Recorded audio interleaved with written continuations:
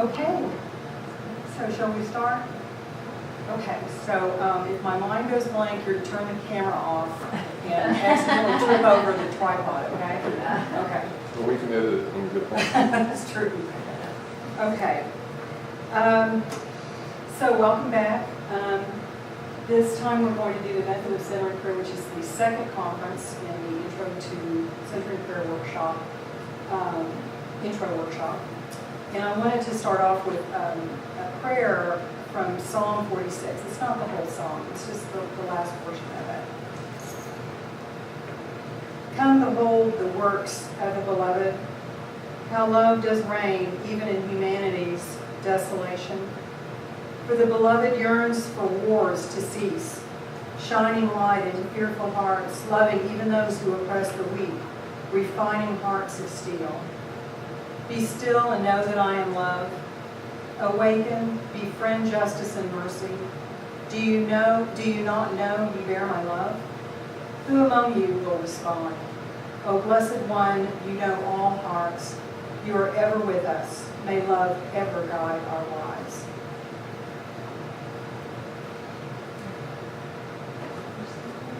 So, I sat down today and I like when I used to teach math, I would come in the next class period and I would tell them what we did last time to kind of refresh their memory, and so I was going to do that today. And I was sitting there thinking of all the little bulleted points that I needed to make. And then at the very bottom, I noticed this quote that I had written down at the retreat. And it's Father Keating, but I can't tell you what book it's from or what page. I just wrote it down. Somebody said it was a Keating quote. I thought it was great. I wrote it down. And I realized that this quote summarizes the entire conference that we did last time. And so if we just take this apart, centering prayer is a portal to contemplative prayer, which is an opening to our awareness of God, beyond conversation to oneness with Christ. So if we take this apart, we talked about relationship and we talked about connection, just like conversation. When you have a conversation with somebody, you talk to them, but you also have to listen. You're not going to have much of a conversation if you're the only one doing any of the talking. You're also not going to have much of a conversation if a train is going by right next to you. You're not going to be able to hear anything. You can't have much of a conversation if you're fixing dinner or watching TV or reading a book. You have to have your attention on your beloved, and you have to be open and receptive and listening some of the time. And so that's part of what we do is we have a conversation.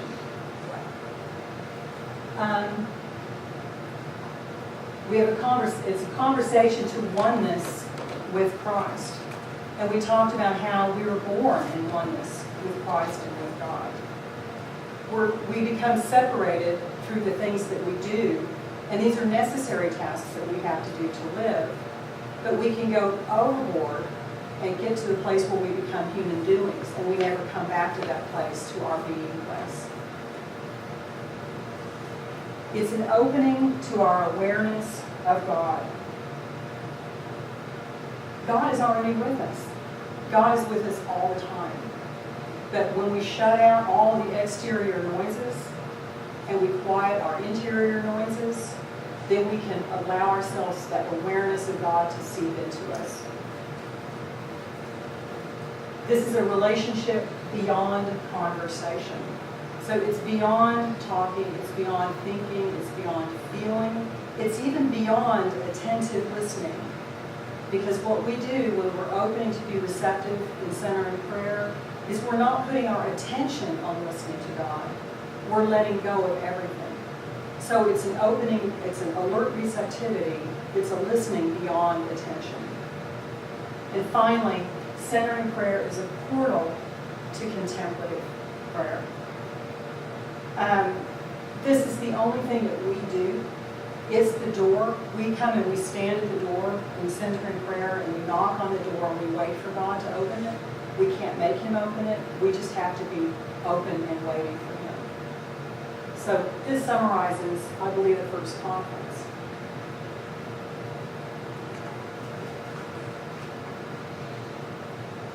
So the centering prayer method It's also called the prayer of consent, which we'll talk about a little bit more later. The centering prayer is both a relationship with God and a discipline to foster the relationship. The discipline of centering prayer is in total service to fostering the relationship. And the contemplative disposition towards discipline means to do in love. So we talk about the first thing. Centering prayer is a relationship with God. When we have a relationship with someone, what's the one thing we have to do is to spend time with them. And centering prayer gives us that time and sets aside that space in a receptive way for us to spend time with God. It's also a discipline to foster the relationship. So it's like taking time out of your day to spend time with your children, to spend time with your husband, in order to be with them in having a relationship. The discipline of centering prayer is in total service to fostering the relationship. The contemplative disposition towards discipline means to do in love. When I first read this slide and I saw the word discipline, I was not happy with that word at all, because that has a connotation to me of being rigid, of being harsh, and expecting some perfection. And this is not how they mean this word. They mean it to do in love. And I think when I started thinking of it, it's more along the lines of like the idea of a disciple. Because the disciples of Christ weren't regimented. It was a pretty loose group. There was no perfection that was expected. So I think that's what they mean by this type of discipline. But I started thinking about centering prayer as like a practice, because I had a learning curve with centering prayer. And so I started thinking of it like playing the piano and learning to practice the piano and play that. And when you practice, when you have something you want to learn how to do and you want to get good at, and you want to do it, you have to spend time on it. And you have to set aside that time for it in order to get good at it. The other thing is you have to enjoy doing it. You're not going to get good at something if you really hate practicing it. You're not going to get good at it. So it has to be something that you do in love.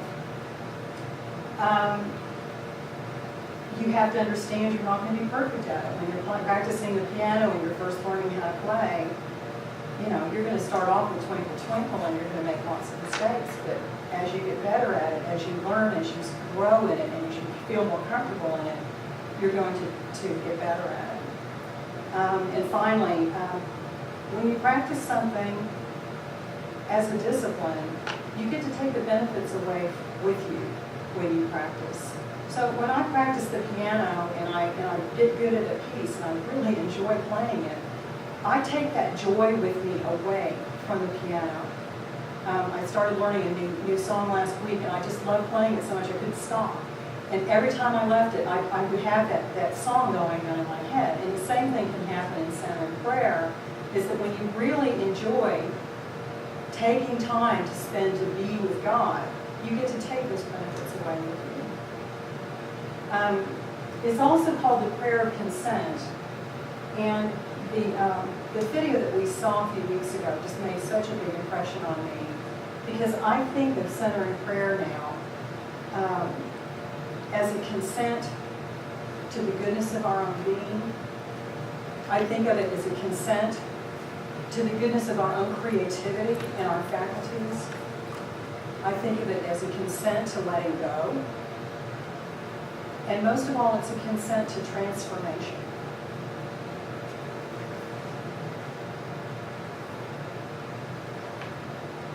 So here are the guidelines.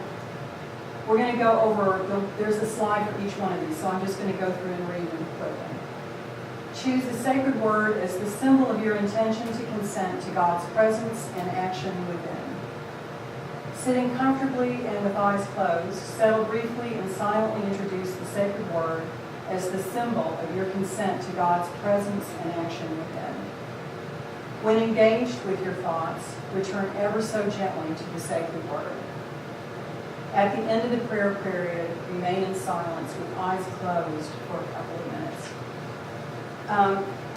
One of the things about centering prayer is that you do need to pick a time when you're going to be alert.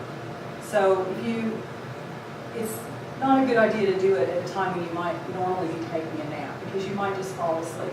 And although it doesn't really matter if you fall asleep, if you do it every time you're centering, then you're not really centering, you're napping. So it's good to take time. It's good to take time when you're going to be alert.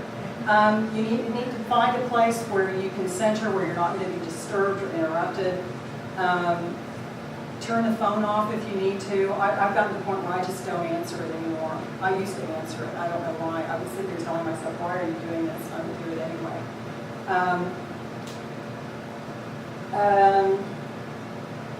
That's all I can think of with that. Oh, and then a timer. One of the problems I had at the beginning was finding a timer that wasn't particularly jarring. At first I was using my iPhone and I would set it on crickets. And although that was a nice way to come out of it, the problem is I had to open my eyes and become alert enough to turn it off so that it wouldn't just keep going and going and going and going. So finding a good timer is an essential. And also a lot of people will read some kind of psalm or prayer, or just say a prayer before they begin centering. Oh, and I guess you probably figured out, sometimes I learned this last year, centering is becoming a verb. It's a verb. It means to do centering prayer.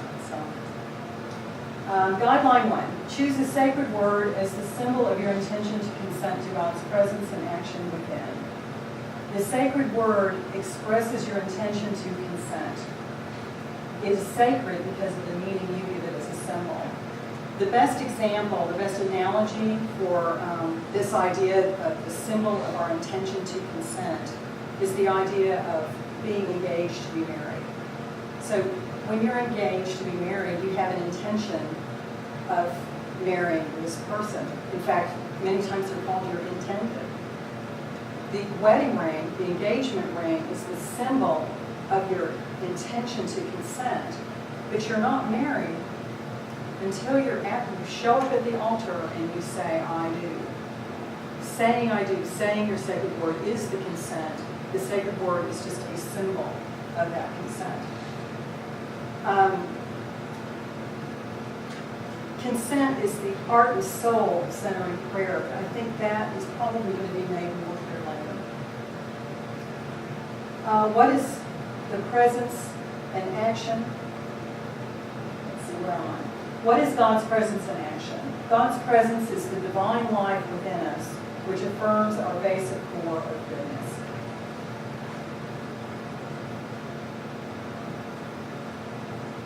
Sitting in silence and letting go of the inside and the outside distractions allows us to feel the presence of God.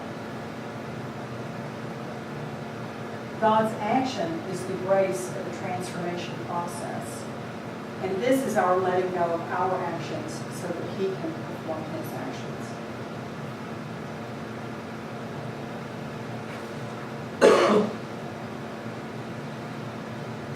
The sacred word is a word of 1 or 2 syllables as recommended in the Cloud of Unknowing in the 14th century.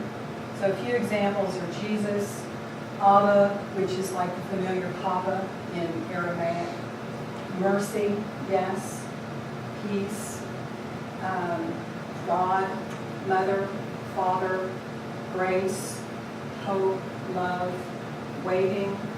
I know someone who never chooses a word that really has any spiritual meaning at all. She just chooses just any word, and she changes it every time. So there's nothing magic about the sacred word. It's just a word. It's a symbol of your intent to consent.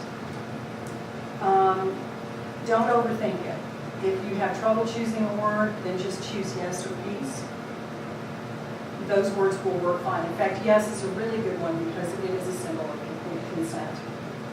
But they do recommend not changing your word during the centering prayer because that's engaging your thoughts. So it's a good idea to have one already. But then again, if it changes, then just say your word and return. Guideline 2, sitting comfortably and with eyes closed, settle briefly and silently introduce the sacred word as the symbol of your consent to God's presence and action within. So we talked about this a little bit last time.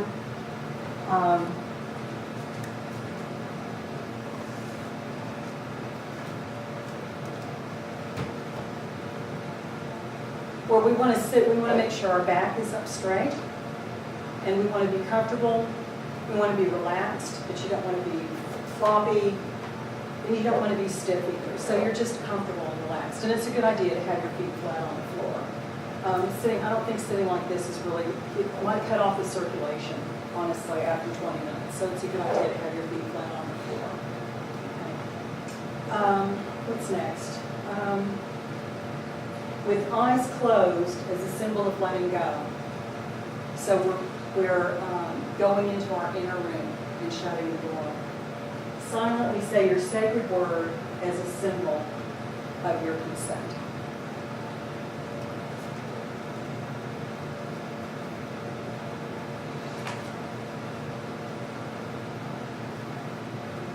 Guideline 3, when engaged with your thoughts, return ever so gently to the sacred word.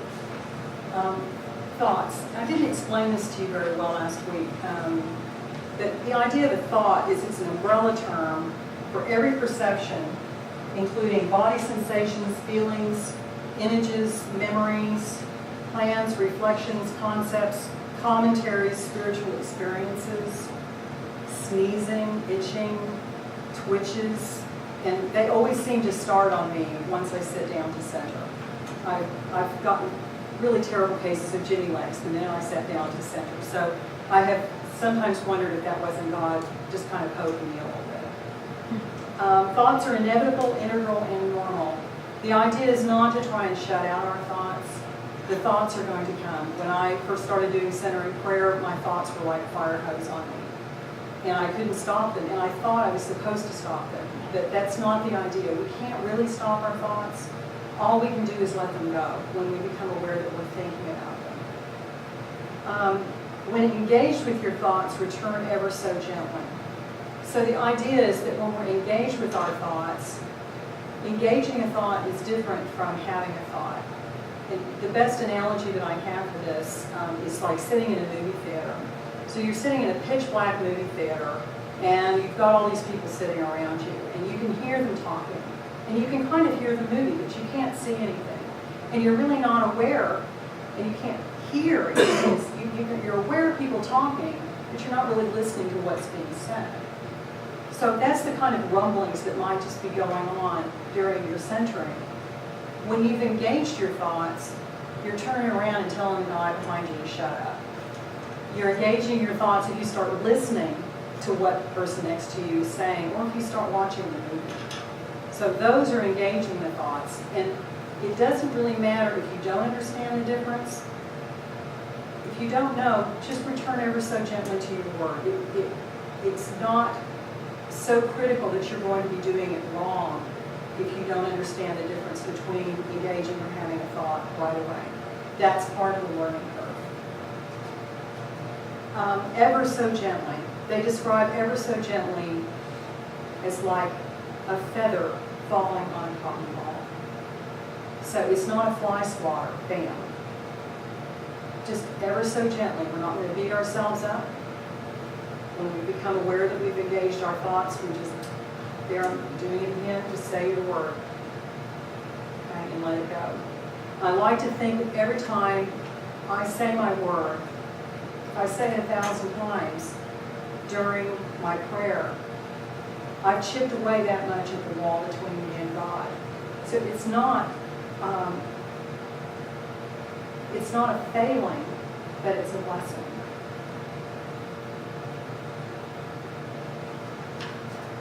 Guideline 4. At the end of the prayer period, remain in silence with eyes closed for a couple of minutes. The additional time enables us to gently bring silence into the activity of everyday life. This is kind of like in church. When the church service is over, everybody doesn't just jump up and run out of the room.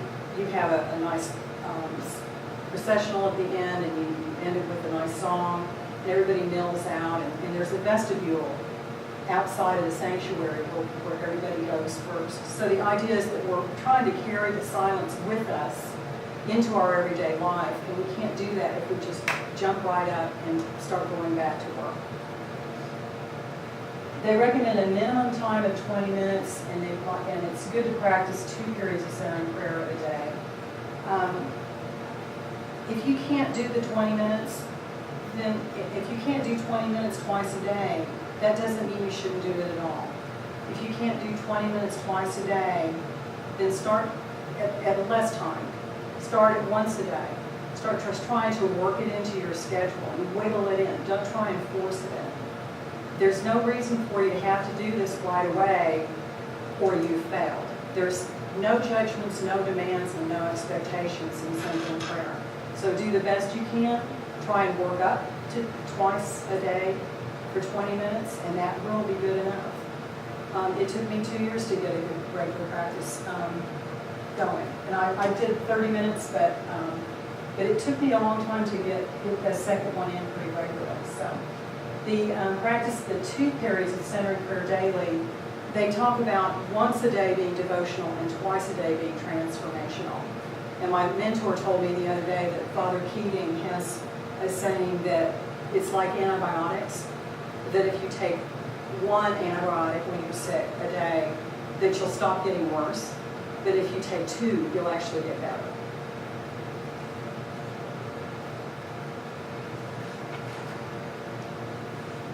On the spiritual level of being, I'm just going to read this from my book. And this is from Open Mind, Open Heart, the new edition. The sacred word is a way of renewing your intention to open yourself to God and to accept Him as He is. While this does not prevent anyone from praying in other forms at other times, the period of centering prayer is not the time to pray specifically for others. By consenting to God, you're implicitly praying for everyone, past, present, and future. You're embracing the whole of creation. You're accepting all reality, beginning with God and with that part of your own reality of which you may not be generally aware, namely the spiritual level of your being. And when I read this quote, what jumps out at me is oneness, because we're praying implicitly for everyone, past, present, and future. We're embracing the whole of creation. And what we're trying to do when we do centering and we open ourselves to contemplative prayer, is we're opening ourselves to the oneness with God.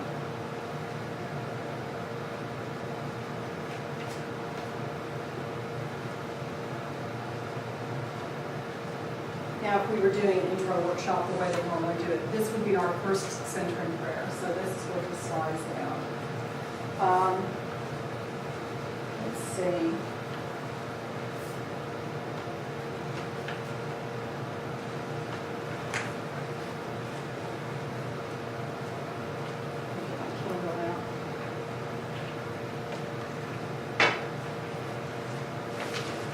So everybody has a word, right? Does everybody have a word? Okay. Are there any questions before we start centering?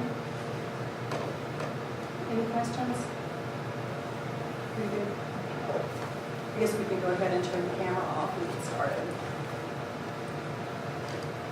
You want to turn these off back now?